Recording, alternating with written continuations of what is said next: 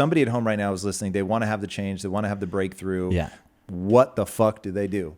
Okay, well, that's different from, like, if we're talking about identity, I'm talking about, that's the process of if I'm onboarding someone into my business, like into my. I love that. Yeah. So I think that'll get into the nitty gritty of like what you're trying to tease out. So they're doing the diagnostic. It's telling you. Yeah. It's telling me where they need training, like where they haven't spent much time on mastering the mental and the emotional part of their game. Okay.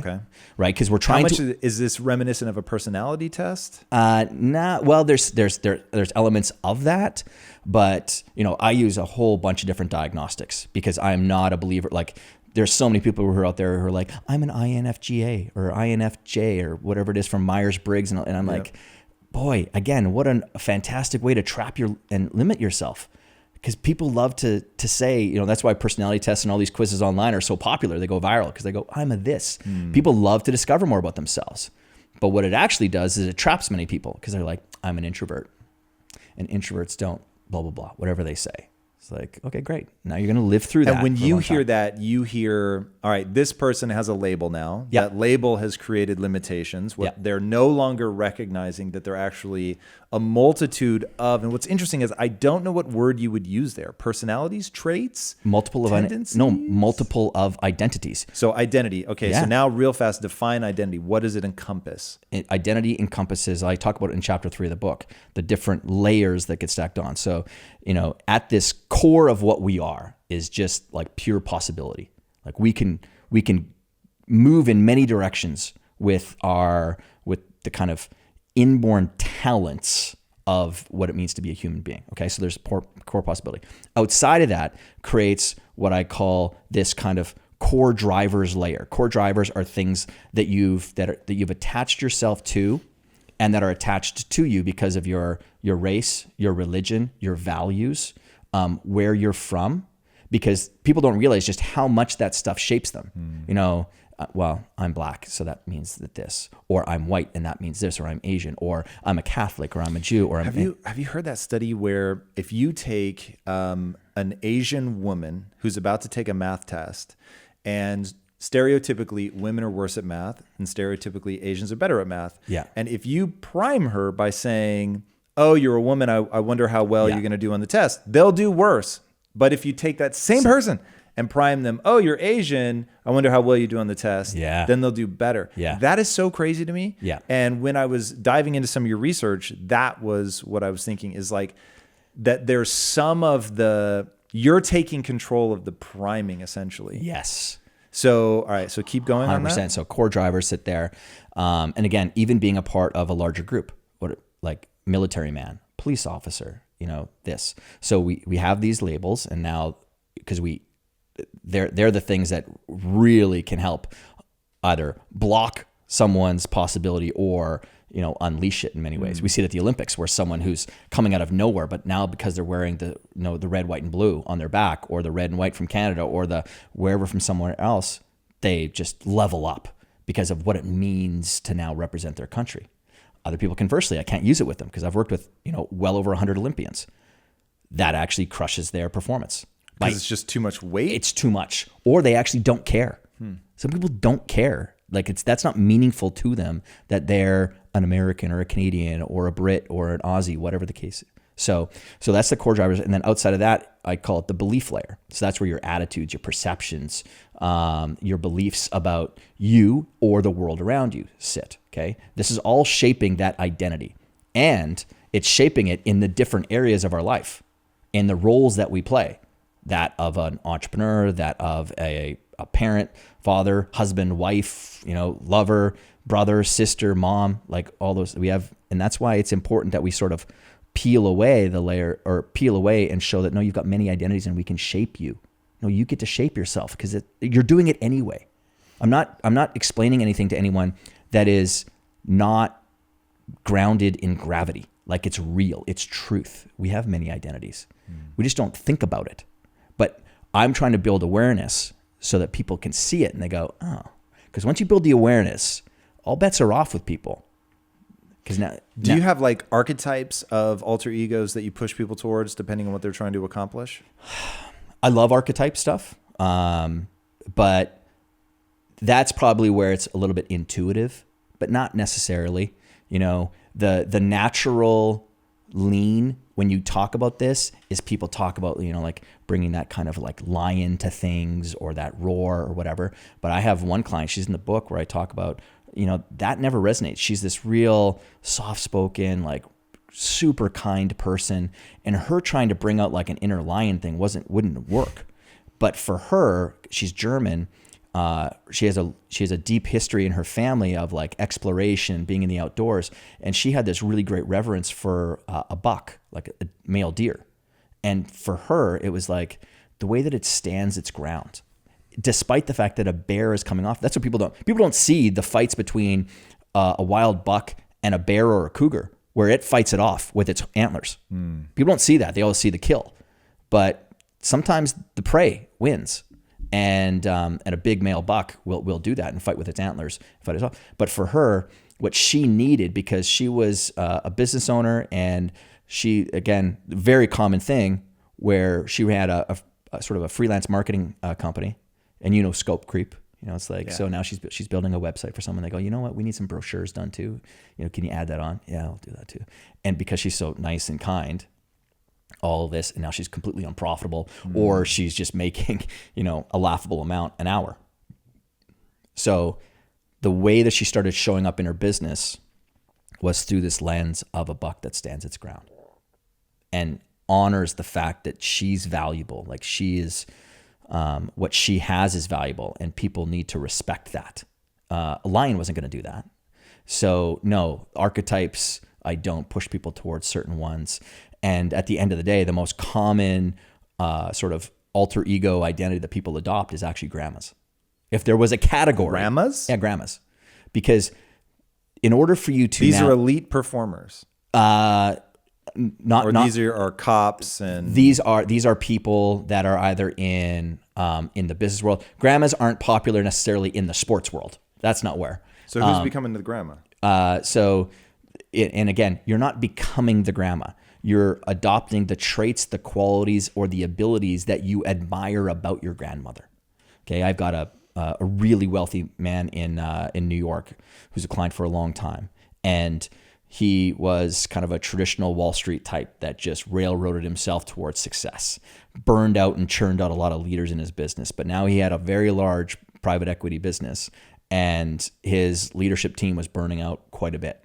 And so when I started working with him, his identity needed to change because he was now in a completely different role that what got him to be successful, right? So that hard charging thing, that really helped him, but that's not working now. That's going to break his business. So he needed to step into a new identity. Couldn't figure out a way to do that. So when I was talking about like, well, who do you respect? Like, who do you admire as great leaders of business or just leaders in general? And he was talking about like Jack Welch or Sumner Redstone, and these names were coming out. And so but just talking to him, I could get that he wasn't like emotionally connected to that idea. So then I just asked him about his family because I knew a bit about it. I mean, I knew his history, and he started talking to me about his grandmother. Her husband died in the Holocaust. She had 4 young boys, brought them over to America. Classic story of, settling in the Lower East Side with nothing, $70 in her pocket, raising these 4 amazing young men, all going on to have tremendous success. My client was the son of one of them, and just talked with great reverence about just how like amazingly nurturing she was, but really strong with an iron rod up her back with like the values of how we operate as a family. And I said, that's who your identity is. So how did the people then grab that and actually put it to use? Because when you were talking earlier about, you need a uniform, and do you have the uniform of the dad when you walk in? So I'm thinking, what's the uniform of the grandmother? But I'm guessing you're going to say it's not quite how it works. Yeah. So there's different ways to activate this. So I want to, continuing on with that, it's like getting him to realize, well, what are those qualities that you just appreciate about your grandma? Like, what is it about it? Because the reason, well, what are those qualities? What are those attributes? And what are those traits? And then, a uniform really helps. something. We call them totems and artifacts. Something that physical that you can put on that can help you step into that. Because again, we're acting with this intention now, because you're choosing it, and that item represents what you're activating. So for him, there was no thing. There's something that he was going to go put on, but there was another quality that we use is something that you use in your environment. So he had a framed photo of his grandmother, and he wasn't going to be like, acting through this identity throughout his entire day. But it was when he needed to have conversations with his leadership team that he needed to pump the brake on his extraordinarily aggressive personality and start, acting with a completely different intention. So anytime he was about to have a leadership conversation, he had this frame of his grandma sitting on his credenza, or on his desk, sorry. And it was, we like to create triggers. So there was a switch. So he would turn that frame. So now she was facing him. What's the importance of the triggers? That's really interesting to me. The importance of it is to create rituals. And why? Why does that matter? Because human beings are grounded in rituals, and it's almost like an honoring ceremony. Because what I want you to do is I don't want you to dishonor the memory or the spirit of whatever or whoever it is that you are activating by not truly acting through the qualities of that individual. So the conversation with him is like, now, choose your grandmother very carefully, because you cannot go into a conversation with your leadership team and act the way that you do and dishonor the way that your grandmother would handle that by you acting in this completely, kind of wild and, swear laden way, because she wouldn't do that. So that trigger, again, it's just, it helps to send a signal through your entire electrical system that something different is happening. So interesting. Are you familiar with Tony Robbins and his whole idea of state change Sure. and all of that stuff? Sure. Man, that stuff is really interesting to me. And there's something so fascinating about the human ability to change your state. Like reading your stuff about alter egos, and I was like, okay, this is interesting. There's something about, for anybody that doesn't quite have their hooks into this yet, do the following exercise. Sit down, close your eyes, and think, smile. Yeah. And what's weird is you will feel the change. Yeah. Like you'll feel a neurochemical change just by thinking smile. Yeah. Like you're not actually moving the muscles, you're just thinking about the smile. Yeah. And my gut instinct is if you sat there long enough thinking smile, you'd actually start to smile. And then to take this to where you started, that ritualistic move, there's something about birthing it through physicality. Yes. I'd actually be really curious to understand the research or the underlying physiological thing. So I have this obsession with physiological hooks. So there's something about tying your mindset to physicality Sure. that is incredibly important. Like when you see people trying to do a state change, athletes will do this all the fucking time. Yeah. And I've done this. I do this sometimes if I don't want to get in a cold shower and I'm like, fuck, Yeah. I don't want to do this. Yeah. And I have to state change it. I'll fucking pound my chest. I don't know what it is, but dude, you do that and boom, it's like, I've got the aggression. I have exactly what I need to tackle this and to just completely, I always think of it in terms of frame of reference, but my gut instinct is if I were to define frame of reference and you were to define alter ego, we would find that they're similar. They may not exactly overlap, but it's a very similar concept. Well, I've seen a lot of stuff. You talk a lot about identity with people, right? Like you're dancing around the stuff that I've been working with people on for 22 years. Really, alter ego stuff is what came into my practice in 2003, 2004, because I just started to discover that this was the golden thread that was weaving together all of these elite people that I was now starting to work with, where they were talking about, I've got this persona that I step into, I've got this other kind of identity, I have this character that I use. And, I played college football at a high level. I was a nationally ranked badminton player. I played sport at a high level, not pro, but I was a good athlete.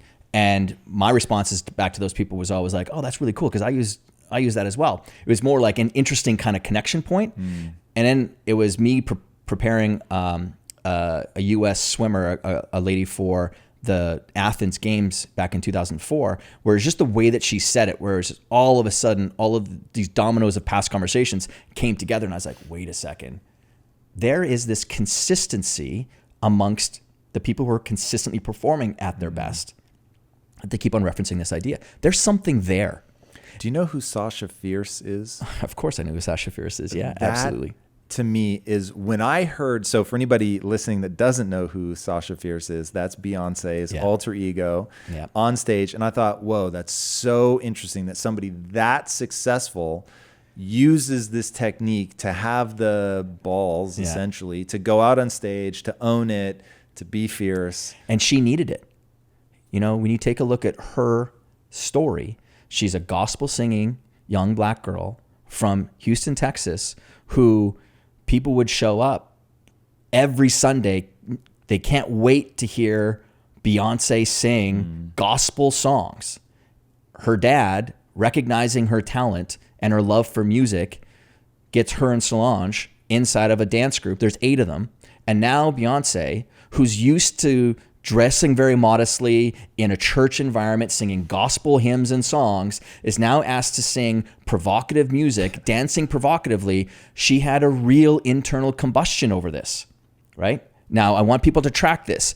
Are there some things that you've got some internal combustion over right now that you're resisting against because you have a tough time seeing yourself do it, despite the fact that you want to manifest it? You want to pursue that entrepreneurial career. You want to pursue that acting or that singing, or you want to get out there, okay? So she then created Sasha Fierce, someone else, another identity to go out there that loved going out there and performing, loved the provocative, loved dancing that way.